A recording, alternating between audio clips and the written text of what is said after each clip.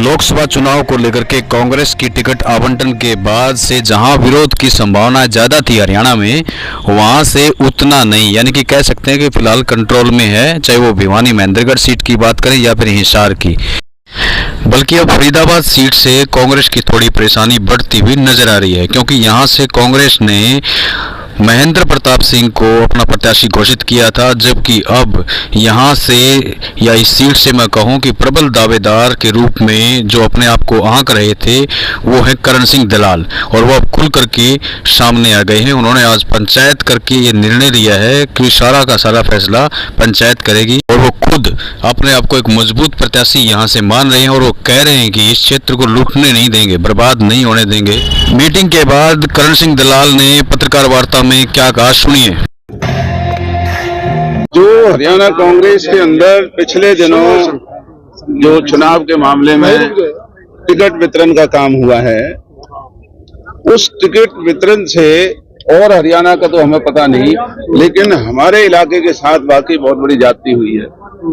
क्योंकि आप सब स्थानीय हैं, हमने पिछले 2 साल से पूरी लोकसभा के जो भी लोगों के मुद्दे थे वो मुद्दे हमने उठाए, जबकि हमारी अपनी पार्टी के पूर्व विधायक और पदों पर बैठे हुए लोग बीजेपी से मिलकर के यहाँ गैर कानूनी काम करते रहे। हमने सरेआम उनका विरोध किया, उनकी सभाओं में ना जाने का हमने काम किया, क्योंकि वो बीजेपी से मिले हुए लोग।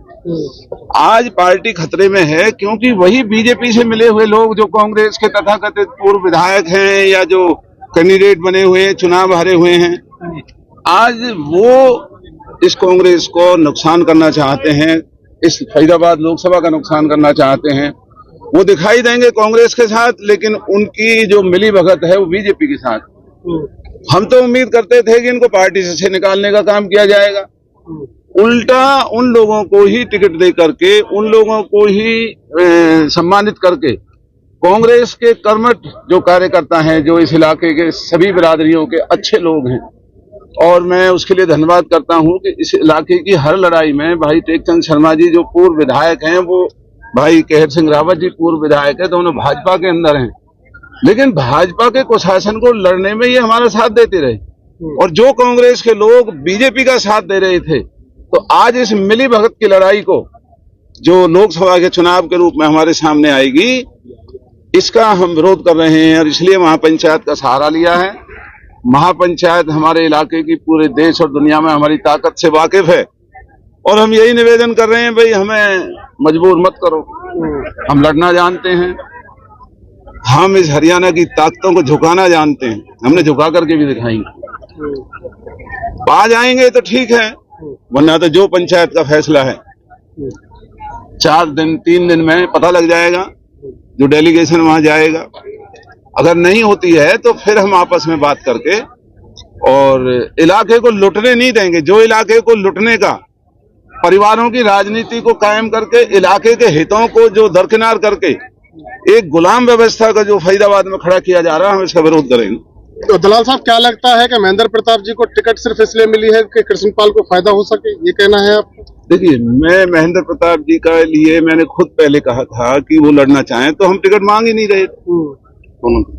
जो बीजेपी से मिले हुए लोग हैं, उन्होंने महेंद्र प्रताप को जबरन घर से आगे निकाल करके खड़ा किया इलाके का नुकसान करने के लिए। ये ना पार्टी का कोई नियम है, ना कोई सभ्यता है, ना ये कोई राजनीति। पंचायत में पहुंचे लोग क्या चाहते हैं? देखिए, पंचायत के लोगों ने बहुत अच्छी बात की। किसी ने कहा कि आपने आजाद उम्मीदवार के तौर पर नहीं लड़ना है, किसी ने कहा भाई कोई राजनीतिक दल अगर आपको लड़ाता है तो लड़ना है, और अब तो पंचायत ने फैसला किया है कि भाई आप और कहीं नहीं, पहले तो अपनी पार्टी में जाओ। हो सकता है भगवान इन्हें सद्बुद्धि दे, तो जो पंचायत का फैसला है उसे मानेंगे। अगर बात नहीं बनी तो ईंट से ईंट बजाना हमारी आदत है, हमें आता है। देखिए, मैं अभी आज की पंचायत का तक मैं सीमित हूँ, पहले मेरा फैसला हो जाए फिर इनका बताऊंगा। चलिए, पहले मेरा तो फैसला हो। कांग्रेस ने अगर टिकट नहीं दिया, बाद में आपके लोग कहते हैं, समर्थक कहते हैं आप चुनाव लड़ो, तो क्या निर्दलीय चुनाव लड़ेंगे किसी पार्टी, जब तक पार्टी की टिकट नहीं? देखिए, निर्दलीय के लिए यहाँ सबने मना किया, लड़ेंगे तो पार्टी से ही लड़ेंगे, ये नहीं लड़ाई किसी और से लड़ेंगे, जो भी देखेंगे फिर ऐसा ही काम करेंगे। प्रदेश कांग्रेस के नेतृत्व को आप इस गलत वितरण के लिए दोषी मानते हैं या केंद्रीय नेतृत्व? दोनों को। ये पार्टी का काम नहीं है। जो लोग भूखे मरते हैं, मुकदमे दर्ज होते हैं, हमारे ऊपर लाठियां लगी, धरने प्रदर्शन भूखे, उनकी तो कोई कदर नहीं रही। जो बीजेपी के साथ मिलकर धंधा कर रहे हैं, धन कमा रहे हैं, नाजायज कॉलोनियां काट रहे हैं, बीजेपी की जय बोलते हैं, उनको टिकट दिया जा रहा है, तो ये कांग्रेस की अच्छी नीति नहीं है। डेलीगेशन कहाँ मिलेगा? ये अब पंचायत करेगी। मैं तो वहां उनकी शक्ल देख के भी राजी नहीं हूँ। पंचायत जाएगी, पंचायत करे उनसे बात। चलो ठीक है, बहुत बढ़िया।